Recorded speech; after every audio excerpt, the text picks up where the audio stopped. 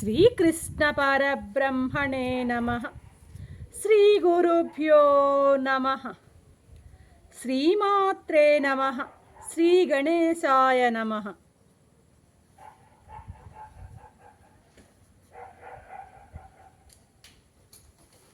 ప్రియ ఆత్మబంధువులారా, నిత్య జీవితంలో భగవద్గీత 434వ భాగం 16వ అధ్యాయం దైవాసుర సంపద్విభాగ యోగం. నిన్నటి ఎపిసోడ్లో 21వ శ్లోకంలో స్వామి కామం, క్రోధం, లోభాలు నరక ద్వారాలు అని పేర్కొని వాటి వల్ల కలిగేటువంటి హానిని వివరించారు. వాటిని తప్పకుండా తొలగించుకోవాలయ్యా అని గట్టిగా ఉపదేశించడం జరిగింది.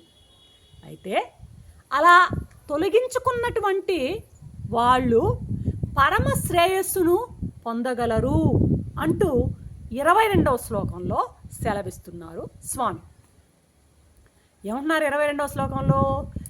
ఏతైర్విముక్త కౌంతేయ తమోద్వారై శ్రీభిర్నః ఆచరత్యాత్మన శ్రేయ సతో యాతి పరాంగతిం అంటున్నారు స్వామి.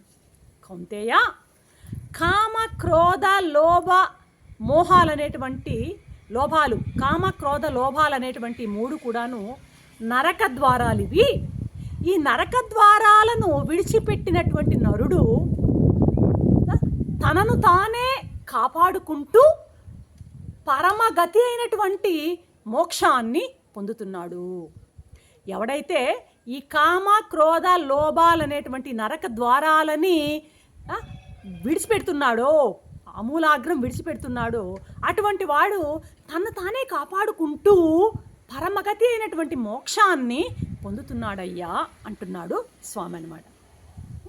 కామం, క్రోధం, లోభం అనేటువంటి ఈ గుణాలు, ఈ దుష్ట గుణాలు ఉన్నంత వరకు ఎవడు కూడాను వృద్ధిలోకి రాలేడు.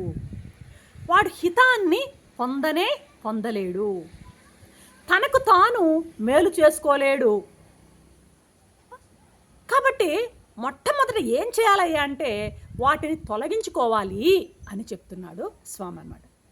అప్పుడు మాత్రమే మానవునికి శ్రేయస్సు చేకూరగలదు అని భగవానుడు ఇక్కడ మనకి బోధిస్తూ ఉన్నాడనమాట.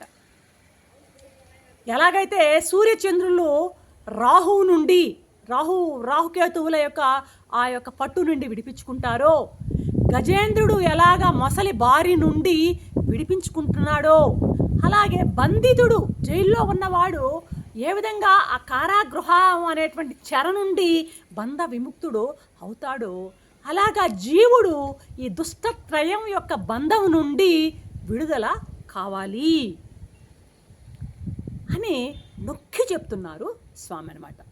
ఇక్కడ ముక్త అని చెప్పకుండా విముక్త అని చెప్పడం వలన వాటి నుండి పూర్తిగా విడుదల చెందాలి అని, వాటి జాడ హృదయంలో ఏమాత్రం ఉండకూడదని గట్టిగా చెప్తున్నాడు స్వామి. ఇప్పుడు ఒక కారు కొండ మీదకి వెళ్తోంది,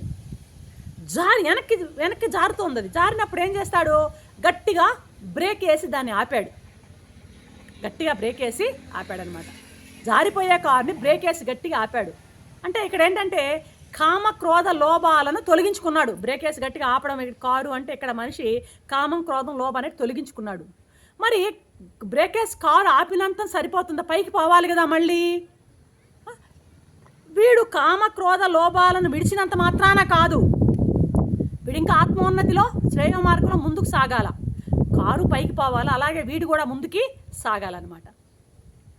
కాబట్టి ఆ మూడు దోషాలు లేవు అంటే నరక ద్వారాలను వాడు ఆడి వరకు మూసేశాడు అనుకోవచ్చు. అబ్బా పర్వాలేదు, కష్టపడ్డాడు, 3 ద్వారాలని మూసేశాడు, నరక ద్వారాలని. కామం లేదు, క్రోధం లేదు, లోభం లేదు, 3 ఆపేశాడు అంటే వాడు ఆ నరక ద్వారాలను మూసేశాడు. తమోగుణ ద్వారాలని, అదో ద్వారాలని మూసేశాడు. ఓకే, అంతవరకు బాగుంది. బ్రేక్ వేసాడు, జారిపోకుండా కారు బ్రేక్ వేసాడు. అయితే ఇక పైకి పోవాలి కారు. ఇక వీడు కూడా ఏమి ఆత్మశ్రేయస్సుకొని ప్రయత్నించాలా. అవి తొలగించుకున్నంత మాత్రాన సరిపోదు. కామం, క్రోధం, లోభం పోయినాయని సంతోషపడుతుంటే కాదు, వీడు ఇంకొక పని చేయాలి. ఏంటంటే ఆత్మశ్రేయస్కై ముందడుగు వెయ్యాలి వీడు. అది కూడా చేయాలి. కారుని బ్రేక్ వేసి ఆపాడు, మళ్ళీ పైకి కారుని తీసుకెళ్ళాలి. అలాగే వీడు వాటిని కేవలం వదిలేసినంత మాత్రం సరికాదు, ఆత్మశ్రేయస్సు మార్గంలో ముందుకు వీడు చెలించాలన్నమాట, ముందుకు సాగాలన్నమాట. ఇక్కడ నశ్రేయ అన్నాడు అంటే ఏంటంటే మోక్ష ప్రయత్నము చేసి సర్వోత్కృష్టమైనటువంటి మోక్ష పదవిని పొందగలవు. ఇప్పుడు ఏం చేయాలా, బ్రేకేసి ఆపాడు, మళ్ళీ పైకి పోయే మార్గం చూడాలి. అలాగే ఆ కామక్రోధ లోభాలు తొలగించాడు, ఇప్పుడు ఇంకేం చేయాలి, ప్రయత్నం చేసి ఆ సర్వోత్కృష్టమైనటువంటి మోక్ష మార్గాన్ని మనం సాగాలి, ముందుకి పొందాలి. ఇప్పుడు కూలివాడు ఉన్నాడు అనుకోండి, పనివాడు యజమాని దగ్గర అప్పు తీసుకున్నాడు. అప్పు తీసుకుంటే అప్పు తీసుకున్నంత వరకు వాడికి లోబడి ఉండాలి, వాళ్ళు చెప్పిన పనులు చేయాలి. అలా చేస్తే కొంతకాలానికి ఏదో మొత్తానికి లోబడి ఉన్నాడు, చెప్పిన పనులు చేస్తున్నాడు, అప్పు తీర్చేశాడు అనుకో, అప్పు అయిపోయింది. ఇంకా అప్పు తీరిన తర్వాత ఇంక వాడు ఆ యజమానికి లోబడి ఉండాల్సిన పనికి లేదు. కానీ కూలి వాడికి రుణం తీరిపోయింది, కానీ ఇంకా మళ్ళీ వాడు బతకాలి కదా, సుఖజీవనానికి మళ్ళీ వాడు డబ్బు సంపాదించాలనా లేదా, ఏదో మళ్ళీ వాడు ధన సంపాదన చెయ్యాలన్నమాట. అలాగే ఇక్కడ కామం, క్రోధం, లోభం పోగా ఏమైంది, వీడికి సంసార దుఃఖం పోయింది. అయితే సంసార దుఃఖం పోయినంత మాత్రాన్ని సరిపోదు, ఆత్మశ్రేయస్సు కూడా కలగాలి. కాబట్టి వీడేం చేయాలి, ఆత్మశ్రేయస్సు కోసమై మోక్షం కొరకై వీడు ధ్యానాది అనుష్ఠానాలు చెయ్యాలి. చేస్తే కానీ ఆ మోక్షం రాదండి. కేవలం వాటిని పోగొట్టుకున్నామని సంతోషపడితే కాదు, మిగతా సాధనలు చేసి ఆత్మశ్రేయస్సు కోసమై పాటుపడాలి, దానికి ప్రయత్నం చేయాలి, దానికి తగినటువంటి ప్రయత్నం వీడు చేయాలి, అప్పుడే మోక్షం పొందగలవు. విక్రమార్కుడు అన్న భర్తృహరి, ఈ భర్తృహరి పాపం కొంతకాలం సాంసారిక జీవనంలో ఉండి విరక్తుడై ఆయన శతకాలు రాసి చాలా గొప్ప పండితుడు అనమాట. ఎవరు, ఈ భర్తృహరి అనమాట. ఆయన విరక్తుడై వెళ్ళిపోయి సాసంగంలో చేరిపోయాడనమాట. చేరిపోయి ఆయన ఒక శ్లోకం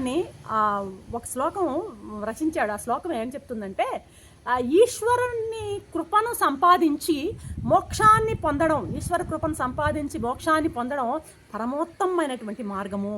కృపను పొంది ఆ సాధనా మార్గంలో కష్టించి ఆ ఈశ్వర కృపను పొంది మోక్షం పొందడం అనేది ద బెస్ట్ థింగ్ అంటున్నాడు, పరమోత్తం ఇది అంటాడు.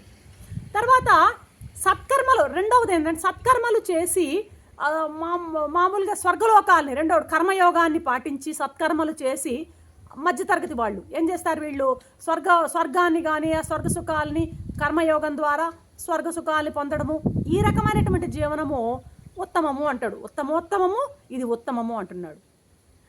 ఇక మామూలుగా మూడవ కేటగిరీ చెప్తున్నాడు, ఏంటది, గృహస్థ ధర్మాలను విధి విధానాలతో గృహస్థ ధర్మాలని అనుష్ఠిస్తూ ఇంద్రియ సౌఖ్యాలని పొందుతూ అనుభవిస్తూ జీవితాన్ని గడపడం అనేది మధ్యమైనటువంటి పద్ధతి అంటున్నాడు.